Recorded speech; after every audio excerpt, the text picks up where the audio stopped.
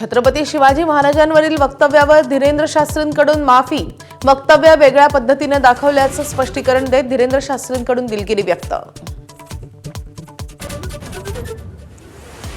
शिवाजी कोण होता पुस्तकाचे प्रकाशक प्रशांत आंबी यांना अजूनही धमक्यांचे फोन सुरूच. फोन नंबरची यादी पोलीस ठाण्यात देणार तर आज मुख्यमंत्र्यांच्या प्रतिकात्मक पुतळ्याचं दहन करण्याचा इशारा. प्रलंबित मागण्यांसाठी कृषी खतं, बियाणे, कीटकनाशके विक्रेत्यांचा आजपासून बेमुदत संप. राज्यातील 85,000हून अधिक कृषी निविष्ठा विक्री केंद्र बंद राहणार.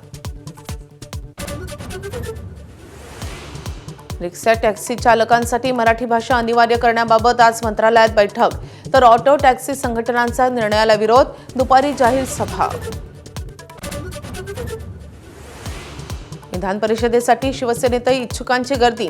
नीलम गोरे आणि बच्चू कडूंच्या नावाला मंत्री आणि नेत्यांचा विरोध. राज्यसभेप्रमाणे नवीन चेहऱ्याला संधी देण्याचा अनेकांचा सूर.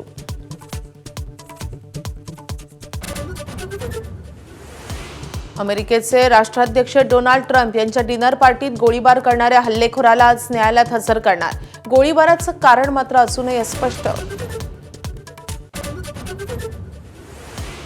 डोनाल्ड ट्रम्प यांची इराणला पुन्हा धमकी. युरेनियमच्या मुद्द्याचा समावेश केल्याशिवाय कोणताही करार होणार नाही. ट्रम्प यांची स्पष्टोक्ती. तर अणुऊर्जा मुद्द्यावर अमेरिकेशी चर्चा होणार नाही. इराणचं प्रत्युत्तर.